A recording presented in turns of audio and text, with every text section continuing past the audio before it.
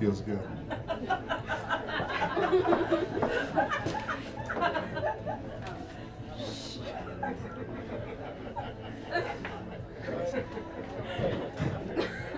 I can't quite figure out your accent. What country are you from? I get that a lot. And I used to tell people that I was a prince from Morocco. But they never seem to believe me. But when I say that my mother's from New York and my father's from Minnesota, and I grew up in Detroit, the natural response is, okay, so why do you have an accent? It all started when I was 14. That's when I heard jazz legend Stan Getz for the first time. And that feeling was like the tingle that gets sent down your spine when a lover caresses the back of your neck. Or the goosebumps you get on your skin when in the midst of an intimate embrace. And the tempo, well, it wasn't too fast. And it wasn't too slow. It was just right. I had been playing musical instruments since the age of 6, but it was Stan that made me fall in love with music as a language. And to my ears, no one had ever sounded so fluent. In high school, I played the tenor saxophone just like Stan Getz. And I even had my own band, 1006. After shows, people would come up and ask me, why is your name 1006? Why is the sky blue? Why is water wet? When you listen to us, time stands still, and it's always 10:06. And back then, I believed every word of it.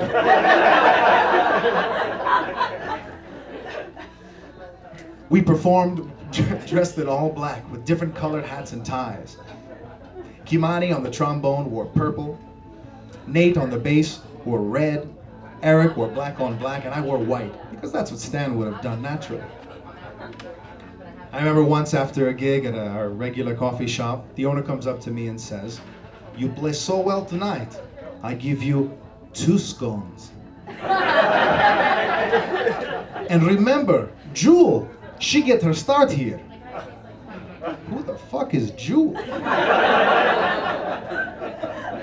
I immersed myself in the language of Stan, learning his licks, speaking his solos, and listening to all of his records. And as a 16-year-old, there were very few things that excited me as much as listening to Stan Getz play the Brazilian bossa nova. It was as if the musical gods themselves had crafted his horn specifically for this music. It embraced his sound the way his sound had embraced me.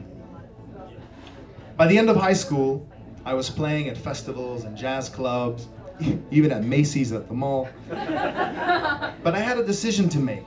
Was I going to take a job as a house musician at a jazz club in the D, or was I going to go to college? Well, a year later, I find myself taking economics and computer science classes at U of M, but I still needed to speak music.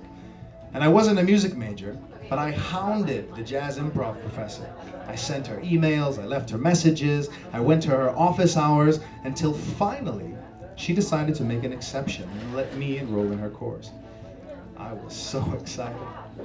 I showed up on the first day, dressed in all black with a white hat and tie, of course. No, just kidding. But I was going to do Stan proud.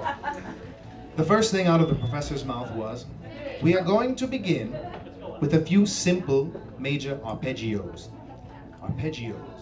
Do, do, do, do, do, do. I got this. G-flat mixolydian. Do, do, do. I could see my classmates cringing and looking at me out of the corner of their eyes with each wrong note that I played. B-flat Aeolian. This was a language that was completely foreign to me. I had always played based on feeling, emotion, and intuition, and I hadn't taken to learning scales very seriously. I was lost in translation, and I knew it, and my classmates knew it, and the professor knew it. So at the end of class, I put my head down, packed up my horn, walked out, never went back. And as I'm in the hallway collecting myself and reflecting upon the apparent loss of my musical voice, thinking, well, that went well. I saw a sign. No, literally, there was a sign on the wall, and it said, "Do you want to study in Argentina?" Argentina? That's close to Brazil. Yes, I do. So a few months later, I find myself enrolled in a university in Buenos Aires. And that's where I found my second linguistic love, Argentine Spanish, or Castellano, as they call it. They have a way of singing more than talking. Che, el libro está en la mesa, ¿viste? Even the book is on the table sounds like a song. And I may have gotten a C minor in my Spanish grammar course, but when I got into a taxi and said, "A Plaza Serrano, por favor," I always got the Argentine rate. And as great as Argentina was, I still needed to go to Brazil, that mystical place about which, well, I really knew nothing. But the bossa nova pulled me like a magnet. So I found a way to Rio de Janeiro, Brazil. And as I'm on the beach of Ipanema, looking up at the mountain Pau de Açúcar, seeing Cristo Redentor, the statue high above the city, I could hear Stan. Do, do, do, do, do, you, do, do, do, do, do. You see, Bossa Nova was born in Rio, and a lot of the songs are about the city. And I was standing there where it all began, and I was overcome with a feeling. It was kind of like coming home after being away for a really long time. Now, I only stayed there for 2 weeks, but that feeling didn't go away. So 2 years later, I went back and I lived for a year. And 3 years after that, I went back and I lived for another year. It was the Bossa Nova that had taken me there and introduced me to my other Brazilian love, Portuguese, but it was that feeling that kept taking me back. Now, I didn't become a professional musician, and I don't play the Bossa Nova particularly well. But I do speak Spanish and Portuguese at work every day, and that wouldn't have been possible if I hadn't fallen in love with the rhythms of those languages.